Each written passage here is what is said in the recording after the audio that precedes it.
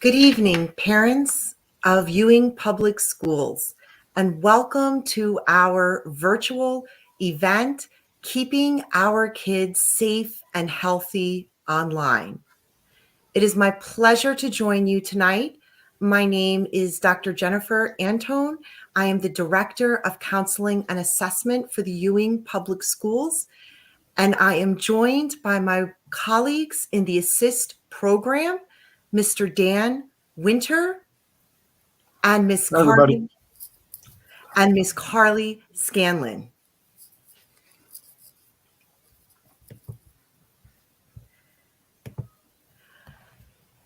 So tonight we're just going to talk a little bit about the impact of technology on our children's emotional health, some current trends in technology use by our young children, technology and bullying, a little bit about internet safety, and some of the academic and school-based considerations when we think about technology.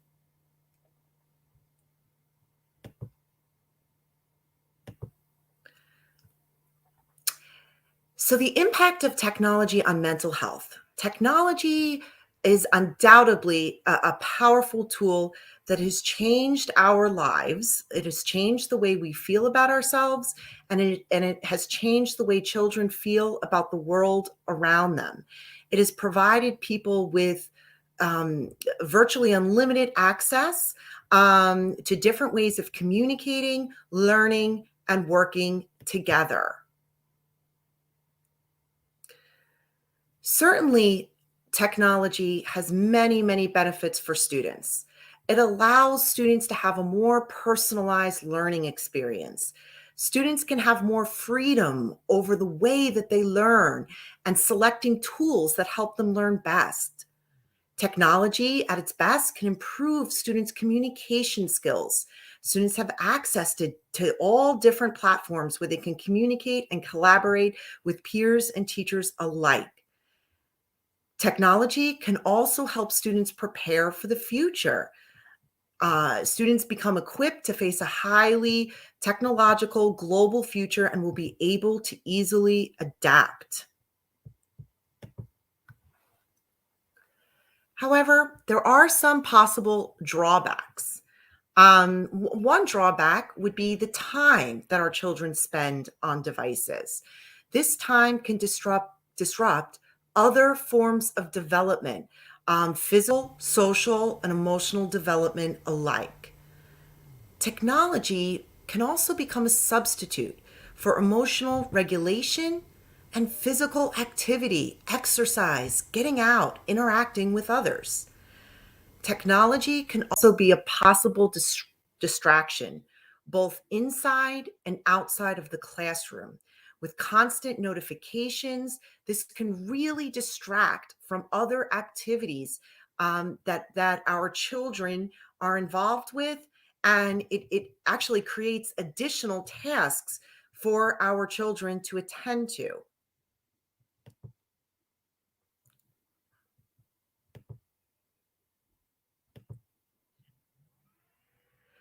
So, how do you, as parents, feel about technology and our children?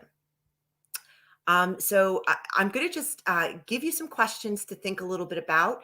You can feel free to share in the chat what if you'd like to put out there anything about your perspectives on this. How many of us as parents feel that parenting was an easier, more straightforward job 20 years ago? So this idea of parenting being an easier job 20 years ago.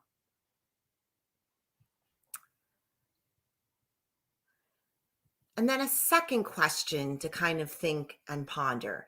How many of us as parents think that their children use or overuse technology, using technology too much?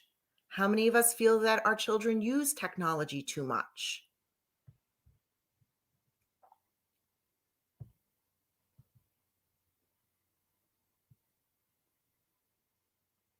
And then a third question to just think a little bit about. As parents, how many of us feel like we have a good handle on what too much is? When is it too much? Do we feel like we have a good handle on that? I can say as a parent, I have thought about that quite a bit.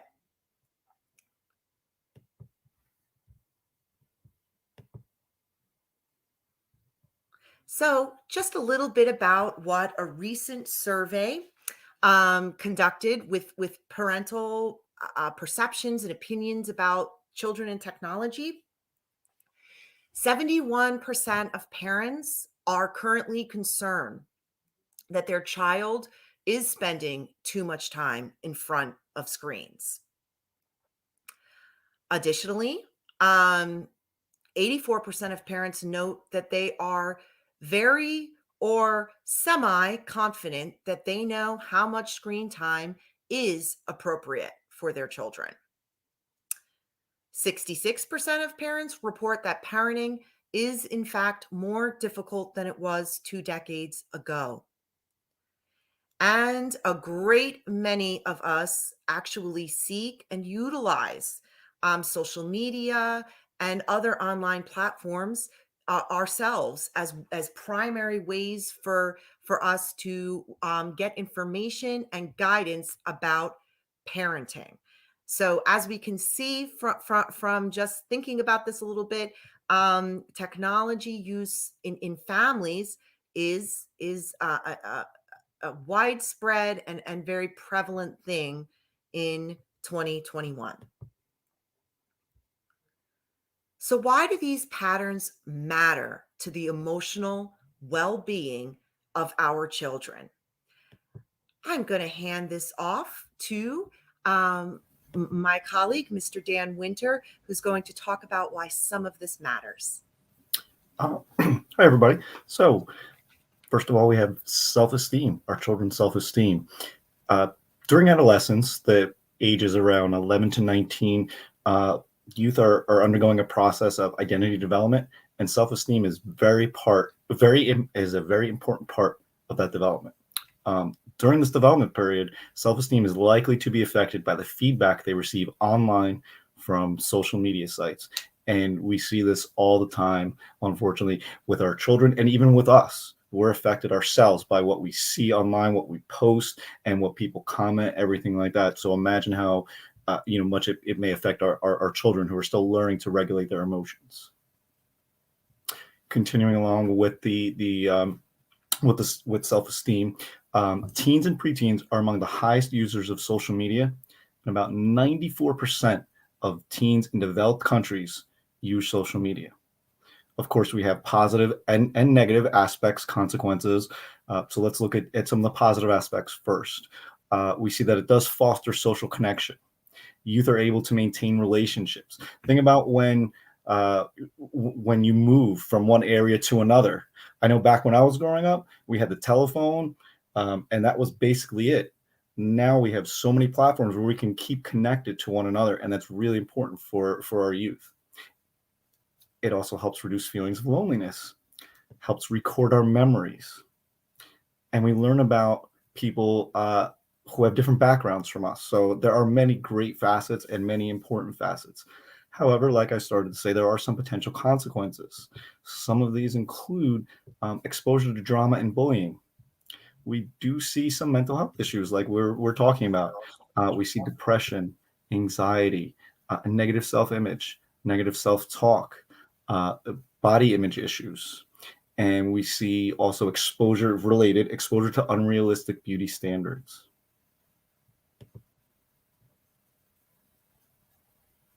And how does social media affect well-being?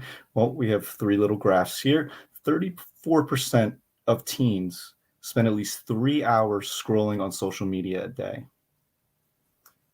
80% of girls compare the way they look to other people on social media.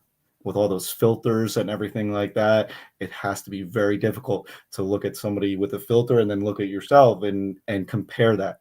So we see some of these positive aspects, and we also see some of these negative aspects.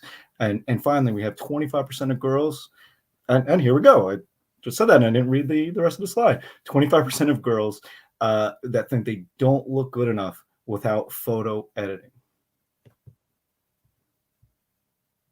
Thank you, Mr. Winter. There are also ramifications when we think about our children using technology with bullying and specifically cyberbullying. So, how does technology influence peer conflicts that our students might experience? Um, so, out of only 7 conflicts reported to our anti bullying specialists year to date, 2 directly involved the use of technology. And in terms of actual of bullying cases, of which there have only been 2 thus far, 2 of those cases, um, one was directly involved with the use of technology. So, 50% out of the available cases that we had to look at for this year, 50% of the documented bullying cases had to do with the use of technology. So, to just look at this topic a little bit more into detail, cyberbullying and inappropriate posts. We have a virtual guest speaker, Detective Katie Feehan of the New Jersey State Police. She works on Internet Crimes Against Children Unit, the ICACU. My name is Detective Katie Feehan. I work for the New Jersey State Police's Internet Crime Against Children Unit. I've been in the State Police about 10 years, and 5 of those years I've been investigating cases of child exploitation on the internet. Today I'm here to talk to you about online privacy and cyberbullying, both issues that children are struggling with today. First, I want to talk to you about inappropriate content on the internet. I like to ask parents and students when I give these types of presentations to think back, or even right now, if you had your cell phone, would you let your parents look at every single piece of information in that cell phone? Right? Even me, almost 40 years old, I'm thinking, no, I don't really want my mother in my business, right? But there's a line between, yeah, I don't want my mother in my business, my personal affairs, or am I doing something wrong that's going to get me in trouble or affect my future? That's what I tell students to keep in mind of when they're posting, is that line, because at the end of the day, they're the first line of defense when protecting themselves online and their futures. When I talk about inappropriate content online, what do I mean by inappropriate? When I say these things, you're going to think that's common sense. Even when I talk to kids about this, their answer to me is, I know that, but you have to keep in mind when they're posting, it's very in the moment. They don't take the time to think about what they're actually responding with, whether it's just words or if it's a picture or a video or even a meme that they make. Think about how fast it is when you're in a group chat or just a one-on-one conversation to either send that text, send that meme, right? Less than a second. That's barely enough time to think if it's going back and forth. Kids' social media is really like a window to their soul. When you and me applied for jobs or applied for college, we wrote out a resume, put a couple of references on there, we sent it in. We wish the best of luck for ourselves, right? Well, now universities, jobs, and the military are looking your child up online. What social media accounts do they have? What social media accounts are they tagged in? What groups are they involved in? Right? So whatever they post, whether it's something that they're partaking in or not, is going to make them look a certain way. Just to give you an example of how serious the state police takes it, when you turn 21, it's legal to drink. But if someone has a profile full of partying and drinking and doesn't make themselves look favorable to be in our organization, that's not someone we want to represent us. So unfortunately, we have disqualified applicants for not doing anything risky or illegal, but just doesn't represent what us as an organization want to represent. I have friends in the private sector also, and first thing they do, they Google the person that applies and see what they're posting online. I have a friend that works in HR for a huge accounting firm, and she said they were looking to hire someone. He had a public Facebook profile, and he was just bashing people he worked with online at his old job. Public postings, paragraphs and paragraphs of him talking bad about other coworkers, and they saw that as a liability. So we're private and public sector. Whatever you post online, whatever you're tagged in online, might not even be something you're putting on yourself, will affect your life in the future. I think this day and age, a lot of children, a lot of adults too, when you really think about it, just need a reality check, right? Because adults are also living in the moment sometimes. They don't realize that whatever you're putting on the internet is there forever. It's called the World Wide Web. Once you put it on the internet, people all over the world can see it. If you post something and 2 seconds later say, oh, I shouldn't have posted that, 5, 6, 7, 800 people could have screenshotted that already. That post is going to be lost forever. You will never get that back. When doing investigations in the Internet Crimes Against Children unit, we also are able to get deleted content and every action you take on your profile. So if you or your child is involved in any kind of online investigation, for example, they have polls online. How much do you love pizza? Rate it from 1 to 10. If you rate it a 7, we will get that information. Kids like to use applications that try to advertise to them that things disappear and they're gone and no one's going to see your conversation or pictures that you send back and forth. It's anonymous. That's false information, and that's why I like to go out to schools and community groups and tell kids that that information is on there. And all I have to do is, for example, write Snapchat a letter and ask them for all of an account information for however much time I need for my investigation. So if a child sent something 2 weeks ago and I asked Snapchat for the data, they will legally be required to give it to me as part of my investigation. I already mentioned your child is the first line of defense in protecting themselves online. That is very true. But now I'm going to talk about how it applies to real life as well. Think about outside of your house right now. What is in the front door? You can record conversations of people walking past your house. Children have a greater responsibility to act responsible online and offline. And I think of this as a professional as well. Everything we're doing is recorded nowadays. Everything you're doing offline could potentially become online information without even consenting to it. There's a case up in Morristown Beard School, which is a very prestigious high school. There was a kid, senior in high school, about to graduate, got a full scholarship to Cornell to play football. Someone was taking a Snapchat video of him while he was intoxicated, and he started saying racial slurs. And that video surfaced and got sent all over the school, ended up on the football coaches at Cornell's desk. That's not even something he had chose to post and share online.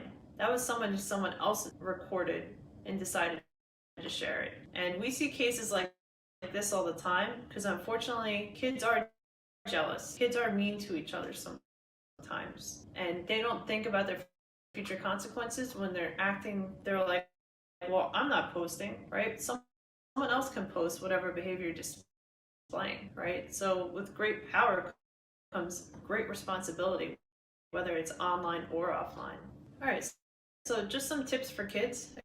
Again, first line of defense, and before you post, just take that 20 to 30 seconds. I do it as an adult. I think it's even more important for kids to just slow it down and think about what they're about to post. Think about, who might I hurt with this post? Could this impact my future? Right? Think about cyber vetting. Do I like what this says about me, my family? Could this get me in trouble. It can get me in trouble with the law, can get me in trouble on my sports team, can get in trouble with the high school principal. All those things should be taken into account for posting. Or what the adults in my life think this is appropriate, right? What would mom and dad think? I have a younger brother and sister, so I always think if I grew up with this type of technology, I would always think, what would my little brother or sister think about this? What would they think about me? And I remember when I was in college, Facebook came out, and I was actually having those thoughts before I put up a status on Facebook, right? Because that's what we used to do. Just put up, hey, it's snowing out, and I hope I get to school okay. Things like that. I would just take that 20 seconds, even when I was in college, and be like, you know, if my brother or sister saw this, would they think differently of me? And I think that's really important for kids to keep in the back of their mind these days. The last thing is just remember everything is permanent, right? And as adults, we should take into account that as well. So what can you do as a parent? I think most importantly is just to communicate everything I'm talking to you about in this video. Establish online expectations. It's unreasonable to ask a kid to not go online anymore. There's technology everywhere we turn. I think our refrigerator has an internet on it now, right? I've had parents say, I don't let my kid have a phone. They're not allowed on any type of technology, only the laptop for school. But what do kids do, right? Ask another friend, hey, do you have an extra tablet at home? Think about your junk drawer right now in your house. There's probably 2-3 old phones or tablets that still can access the internet. Kids will find a way to go online, whether you give them permission or not. That's why it's important to communicate what online behavior can do to their futures and what's expected of them when using the internet. I think it's unrealistic to tell children, especially at certain ages, you can't go online at all or have a social media profile. But what parents do is they will become friends with their kids on social media. They will review their posts and their tags. They will see what their friends are commenting. Look at their friends' profiles. Parents often monitor their child's online life if they're allowed to have one at certain ages. And I think that's really important because it just shows that you're vigilant. Because it takes a vigilant parent to really make sure their child is acting appropriately online sometimes. Another thing that could be considered inappropriate is risky or what can be construed as illegal behavior. So think about social media challenges. It's been all over the news how children are doing very, very risky behavior just to look cool online, to get followers, to get likes. There was the Skull Breaker challenge. I don't know if you remember that one that was popular about 2 years ago, but there was kids prosecuted and charged for doing the Skull Breaker challenge. And all it was 2 kids on one side and 1 kid in the middle. And they told the kid in the middle to jump and they tripped them. And what happens when you trip somebody when they're jumping and falling down? They're gonna hit their head on the ground. Risky? Absolutely. And it ruined a lot of kids' lives just because they were trying to put something on TikTok and look cool. So when I say things like pornography, violence, hate speech, lewd or offensive gestures, in your mind again, you're thinking, my child knows better not to post those things. But let's think about hate speech. Everyone knows that classic quote, I'm going to kill you, right? I mean, you say, look at my face when I say that, and I could be laughing, I could be smiling. I'm not serious when I say I'm going to kill you. But think about that in a text. I am going to kill you. If you just plain text send that to someone, that's actually going to sound like they're threatening to kill you. So what did we do as a society? We invented memes or the LOL to show our emotion. Because if I'm texting back and forth, it's not a video like this. You can't see my face. And that's where a lot of students and children get caught up online. Now I'm going to talk to you about cyberbullying. Cyberbullying has been in the news a lot lately because unfortunately children are harming themselves. It's not bullying anymore, it's cyberbullying. And what's the difference? Children used to go to school when me and you were young and they'd be bullied during the day. They go home, they're with their loved ones, right? They're with their friends and their family. It's like a relief. Now it's 24 hours a day, 7 days a week. They're bullied while they're in school, and they might be bullied when they get home online, constantly checking their phones and their tablets and their computers, because maybe somebody posted a funny pictures of them or commented on one of their pictures online. This constant anxiety that someone's going to post something mean, and a lot of these kids can't handle that, especially 24 hours a day. There's many forms of cyberbullying. When you hear the term cyberbullying, you just think of kids being mean to each other, but what does that actually mean? Right? It could range from a fight in school happening, someone recording the fight and continuously sharing that fight video. So it's almost like the kid that got beat up in school is beat up over and over and over again. You could be creating a whole new social media profile. Think about how hard it is to go on one of your friends' social media accounts, save all their pictures, and create a whole new profile pretending to be one of your friends. This is what kids are doing, and they're pretending to be another kid, just posting embarrassing things to embarrass them. When I talk to kids about cyberbullying, first I try to make them understand what it actually is, which is anything that can make another kid feel bad about themselves. But I also ask them this question: are you this cyber bully, or are you a victim? Right? Some kids are like, I'm not either. So that means you're a bystander, right? You might be seeing kids post mean comments about other kids online, right? That's what they come up with, this whole movement. It's called the Upstander Movement. So they try to make kids understand that if you see this happening and you don't do anything, you're actually partaking in the behavior as well. So it's important that kids understand when they see it, they need to tell someone, because potentially a kid can harm themselves or do something, and that's the last thing that anybody wants to happen. And I tell kids, if you're a victim, if you've been a victim of cyberbullying, I want you to feel comfortable going to an adult that you could talk to about this. All right? It doesn't have to be a parent. I know I'm almost 40 years old and I still don't feel comfortable talking to my parents about everything. But I always had a soccer coach I felt comfortable talking to. Some people have an older brother or sister that they felt comfortable talking to. The point is they need to be able to communicate when something's happening to them, not to be embarrassed, because if they hold all that inside, that's when bad things happen. So there's 3 parts to it, 3 things that need to happen. People that are doing the cyberbullying need to realize it's wrong and stop it. People that are witnessing the cyberbullying, they need to be upstanders and not only let the bully know that it's wrong, but report them, even if it's anonymously. Take screenshots of things. Let's hold the bullies accountable, but that also takes the involvement of upstanders as well. And if you're a victim, you need to protect yourself and be able to communicate how you're feeling inside. Find somebody that you can connect with and communicate.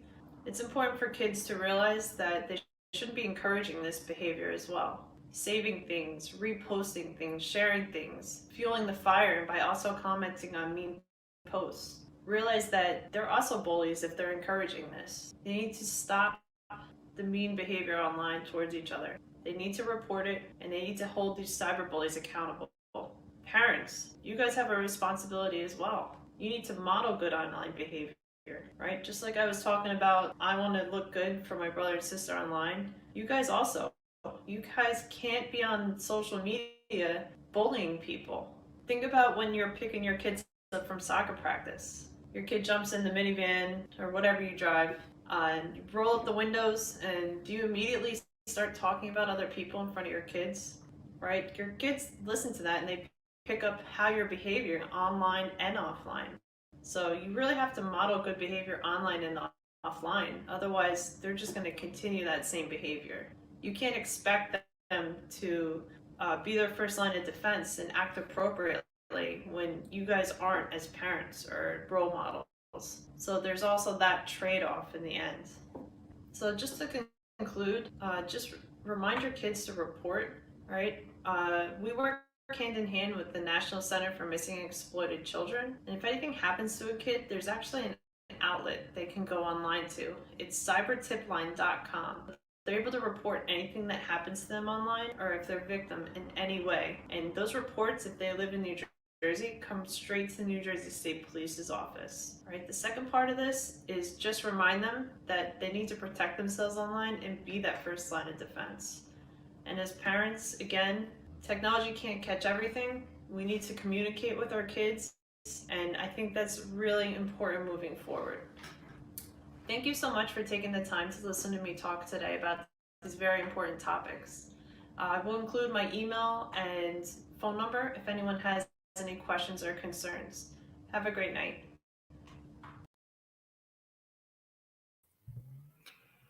Okay. So thinking about some of these issues, we want to turn our attention just briefly to how our thoughts about technology, about ourselves on technology, impact our feelings and actions. So, these infographics capture a little bit about what our children may be thinking about themselves and their worlds. If you look at the top of each of these infographics, you can see at the top of the circle what kind of maybe something that your child may be thinking. My past mistakes, thoughts that are automatic that I can't, I don't necessarily feel like I can control, and thoughts about other people, important people in our lives. Oftentimes, our children focus sort of on the top, what the things that perhaps they cannot fully control. But within those circles, we can see that there are some things we can point their attention to. Perhaps they feel badly about past mistakes, but they can control their actions in the future. How can they do this? They can admit mistakes. They can say they're sorry. They can practice forgiveness of others. They can try again and start over. Similarly, if our children have thoughts that feel automatic and are not necessarily helpful or accurate even, what are some of the things that we can encourage them to do? Well, our children can begin to recognize these automatic thoughts. They can counter them, disagree with them. They can disprove them. I am worth something. Here's how I know this. They can let them go and they can think positively. All of this takes practice, and this is what we are here for. And lastly, when our children sometimes think have thoughts about other people, and they feel out of control with that they cannot kind of make people do what they want them to do, our focus can turn to how our children can control themselves. They can control thoughts, words, decisions, their behaviors, their reactions, their future. In this infographic, this is kind of a similar idea here. Um, and really the idea of, yes, there are things outside of one's individual control, but there are also things that can be controlled by our children. And these are the sorts of things that as parents who love our children very, very much, that's what's inside that circle is really where we want to help our children direct their focus on, because those things are helpful to them. So, of course, we're going to talk strategy a little bit here. What are some strategies about how to begin to discuss our emotional health with our children? So, one strategy is we can make it a conversation rather than a lecture. This is something as a parent I need to remind myself of quite a bit. It's really important to listen to our children, as Mr. Winter mentioned earlier as well. We want to be mindful of the tone that we use when we discuss uh, mental health and emotional well-being. We want to try to keep a neutral tone to discussing these things so that we do our part to help reduce the stigma around talking about how we are feeling or fear that maybe our children experience when they think about talking to somebody about how it is that they're feeling.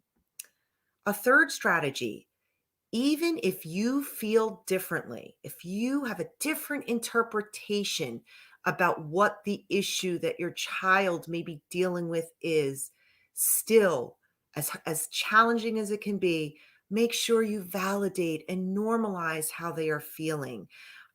This can be hard. We want to comfort them. We want to put the band-aid on. We might want to say, brush it off. It's not a big deal. These are normal reactions as parents, certainly. But we want to make sure, just at minimum, that they do not feel dismissed and that they feel heard and understood. And lastly, try to resist the urge to fix the problem for your child. And a lot of times that's giving well-intentioned, very sound advice too quickly, because it can shut down that communication when your child might just be ready to tell you something that you didn't know about their perspective or about their experiences. So, some resources for you as families. Hopefully, um, as you talk with your children, you will be able to see what it is that they may be in need of. But if you need further assistance, please don't ever hesitate to reach out for help. These are some resources that would be available to you on an ongoing basis, free resources, very easily accessible by calling or texting. Additionally, we have a couple of counseling referral resources. We have NJ211, which is free and confidential, and works so that it matches you with any community resources that may be in need at that time. And similarly, Perform Care, which coordinates all different aspects of services that may be of benefit to your children and your family. Parents, I hope that you have been typing your comments and questions into the chat. But certainly, if you have any further questions that you would like to speak to us in guidance about, you can reach out to your child's guidance counselor. We are also going to do a little panel right now where we're going to basically address any questions that have come into the chat. But just in case, before you leave us tonight, we would also like to give you the opportunity to speak back to us, to give us that feedback, that important feedback that will shape the way that we think about programming for you, and making sure that our parent events are useful. So if you are able to access that link to submit feedback, we surely would appreciate it. So I am rejoined by my colleagues, Mr. Dan Winter and Ms. Carly Scanlon from Assist. And so if there are any questions in the chat or anything that we can respond to, Ms. Scanlon, anything that we can kind of discuss? I don't see any questions in the chat at the moment. Someone asked, can you put the link in the chat to the Google forum? I'm assuming. Oh, I certainly can do that. Just give me one quick second. We really appreciate all of the comments in the chat, and we hope that this has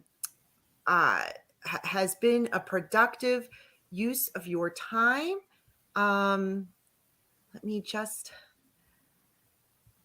let me just get this exit ticket.